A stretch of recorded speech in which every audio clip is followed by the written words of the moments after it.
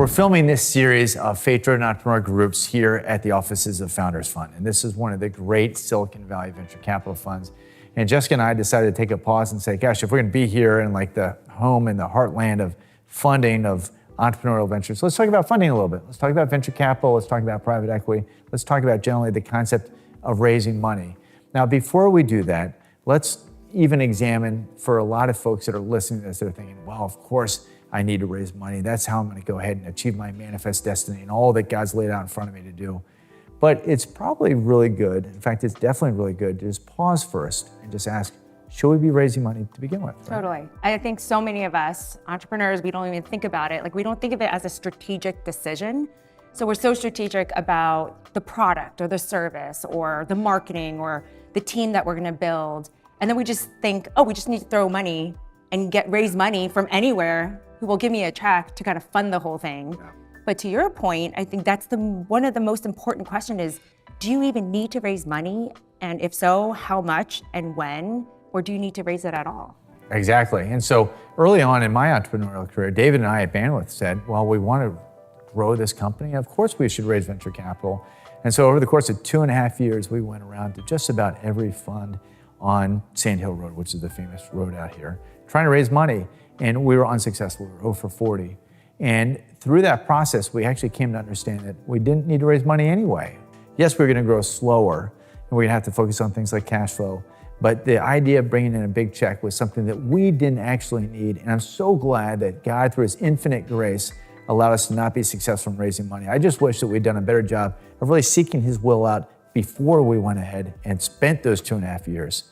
I really think that if we prayed and fasted about whether we should be raising money to begin with, I think we would have gotten that answer, and we wouldn't have been so willful about the fundraising process. And you probably would have run your business differently, right? Oh, so if you just got the funding that you wanted to raise 2.5 years before, it would have totally changed the trajectory. We would have bought a Super Bowl ad, and we would have been out of business within 6 months. 100%. So I think that's the thing, is that we often don't think about, the funding is probably one of the most influential decisions that you're going to make on your business. Yep. It's going to impact what you build, how you build it, how fast you grow, even the type of people you hire, who you work with. It's so strategic, and it took me 3 startups to understand that.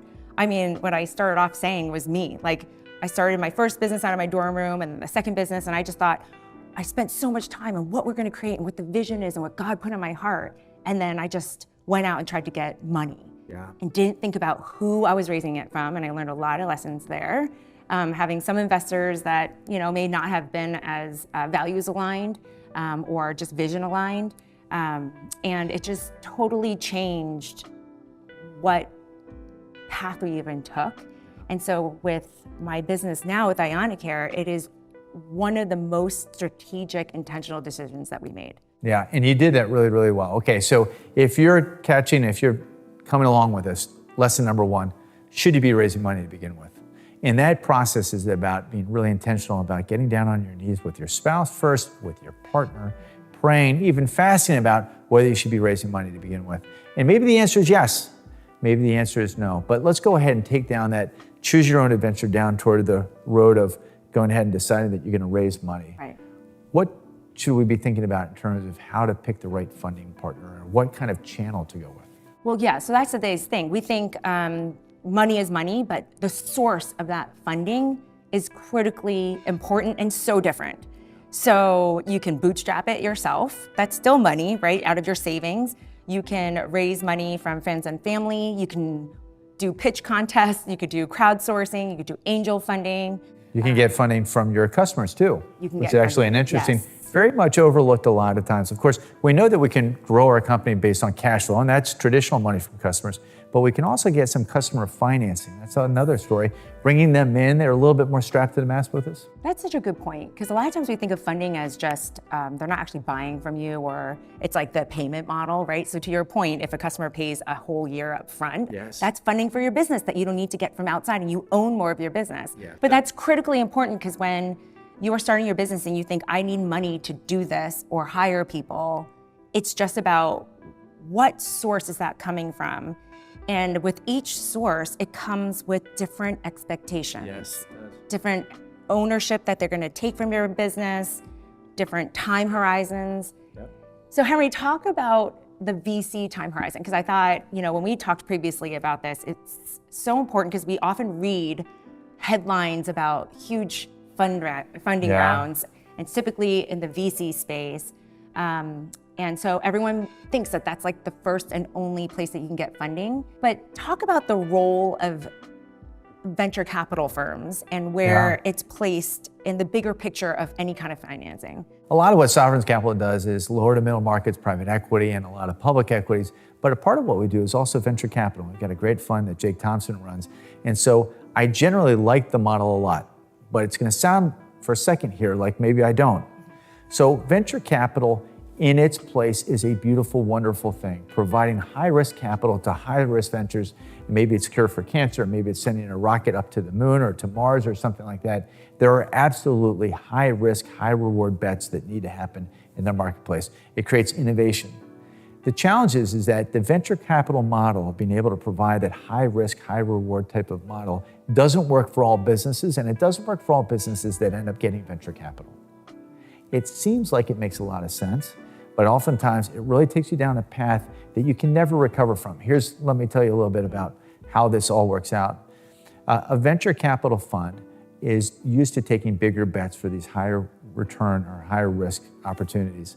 And as a result of that, they know that some good number of the companies that they invest in are going to go belly up, which means that those that work out well have to vastly outperform the aggregate of those that do not work out well. So they now have a vested interest in seeing lots of expansion, lots of risk, lots of growth. Now, if you came into this funding round because you knew you needed some growth capital, you wanted to raise a couple $1 million, you wanted to be able to get some new marketing people in, maybe you need to get some new technology. When you bring that money in and you take it from a venture capitalist that wants to see you become a unicorn, and let's take a step back for a second. All of us as entrepreneurs would love to be the next Bill Gates or Mark Zuckerberg and have that type of financial success. And so we have to be careful of getting what we want, because the path that might take us down there might have us exposed to so much binary risk and so much pressure from a venture capitalist that wants to see that massive payout that it might cause us to be making bets we otherwise wouldn't do that we wouldn't do. And so one of the things we need to think is the right growth rate for my business to grow at, say, 30% year over year, or is it 300% year over year? It might sound like 300% is the better number, but are we going to be able to react as quickly as we need to customers that are giving us feedback on our products that quickly to be able to make the adjustments? Can we possibly bring on enough people under a team that buy into our culture and our mission and our purpose that well? Can we possibly have 3 times as many customers coming onto our platform that believe in our cause and our mission enough to not only buy from us, but stay with us and then refer their friends to us, which might be our best customers? There are lots of different trade-offs that we might miss as an entrepreneur when we get involved in venture capital. There are other ways to get funding as well. Yeah, and I think that is critical, is to understand how each funding source is structured and what the incentives they're going after. And then you have to take an honest look at your own business and say, is that a match for the way I want to grow the business? Does my business even have that big enough total addressable market? Because that's what they're looking for. And I think what I've learned is, in my previous companies, I would say, I tried to fit in that mold with certain businesses, right? I tried to say, yes, I can do that. Because, when you look at a projection and it's a hockey stick up to the right, anyone can turn any Excel sheet into that. But the key thing that I realized is, after that pitch and after that check is written, it's a partnership. Like, it is long-term. It is not just that one and done type of meeting, but this is like probably one of the most permanent kind of people that you're going to have on your cap table that you can't just fire. And on your board. And they're going to have all sorts of opinions and all sorts of things, and get ready for the fact that they may come into a quarterly board meeting having not spent a lot of time focusing on your business since the last quarter, and yet you know that you've had 150 customer conversations in the meantime, and you know what you're hearing, and then all of a sudden somebody else is going to be at your table. They're going to have skin in the game and a voice, and you need to understand that. Now, the flip side of that is that lots of times you'll bring on board somebody on board who's got great experience in helping companies to grow.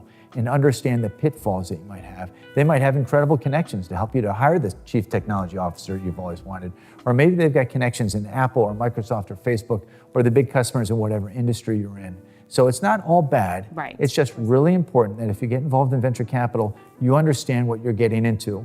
I think that's exactly it. It's like I'm obsessed with just the whole concept of matching lately. It's just like in anything, matching with your investor and matching with people that you hire, everything. And so in the investor side, if you're honest with yourself and you don't try to be something you're not, right? So God has placed a vision in your heart and to create something, you want to openly share that.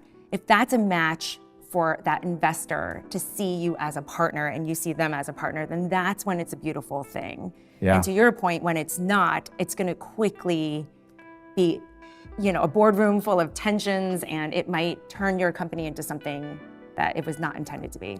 So spend some time thinking ahead before you raise capital about all the different types of scenarios, or as many of the different scenarios that you can see yourself going through with your funding partner. What happens if you don't win the big deals that you think? What happens if the technology doesn't work as well as you'd like? What are those different scenarios and when things don't work really well? Of course, if you become a unicorn, everybody's happy and you all celebrate when you ring the opening bell on the NASDAQ. But most companies don't have that path, or at least not a clear path.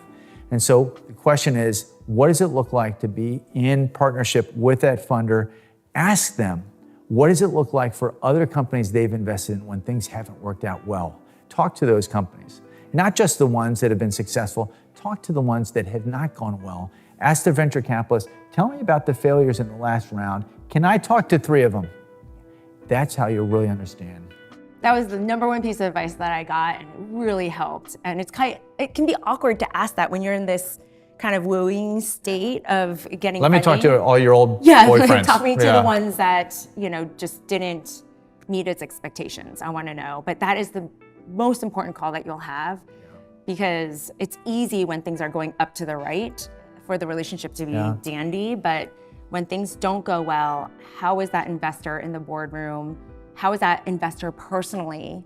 Because it's super stressful for the entrepreneur to go through any kind of turmoil with their business. And so was that investor supportive, understanding? What was their style? Yep. And again, there's no right or wrong answer, but it's just about finding the match that will enable you to kind of stay grounded and focused on that vision that you set out to achieve. Indeed. And if you're watching and you're listening up to now, you might think that this is just a big game. In a way, it is. And I'm going to tell you how you can win that game 100% of the time. And it's a lesson actually I learned from Jessica on the car ride up here today, because we talked about her different funding experience, and you talked about this most recent time when you're able to just stick to your guns, because ultimately it was your vision, but you got a sense that God called you to this, right? So some funders were saying, well, maybe you should do this, maybe you should do that. And maybe the old Jessica might have said, oh, if that's what I need to do to get the money, but not this Jessica. Not this time. I mean, I remember just in this last round where there was an investor that said, oh, wow, the reason why we like your solution is that it will be 100% tech and you won't need any human touch. And they said, if that's it, we're all in. And almost to the point where they wanted to lead this round. And the old Jessica had been like, great, that's awesome. Let's just do it now because we need that funding today. But I corrected the person and I said, actually, it will never be 100% human, at least for the foreseeable future, because this is the most human experience that's very vulnerable for people, because we're talking about caregiving. And so if that's what you believe, this will not be a good match for us, because that is critical to serve our caregivers in the way that we need to be served, and nothing's going to veer away from that. And that investor was kind of taken aback, and then we had a full-on discussion, which was beautiful, and it ended up being just a great discussion. We did not have them in our round because I think we fundamentally had different visions, but it was a respectable discussion. And I think that's the thing. When you're looking for a partner, you no longer pitch, because when you think about pitching, it's one way. It's like, you're catching my pitch, right? Yeah. But it's not a one-way thing, it's a two-way thing. Like, you're looking for a match. We have to be a match for the fund, and the fund has to be a match for us. And the conversations, the questions, the way you even feel in the meeting will be less pressured in just getting that yes, and you just are looking for that partner. I will even say getting the no's, which no matter how awesome you are, if you really think of it as a match, there will be matches that aren't right, right? So you will get tons of no's, but I no longer take them too personally. Of course, it never feels good, but I don't take them personally anymore because I said, well, if I was true to myself and it wasn't a match for them, then they're not a match for us. So let's move on. Let's go find our match.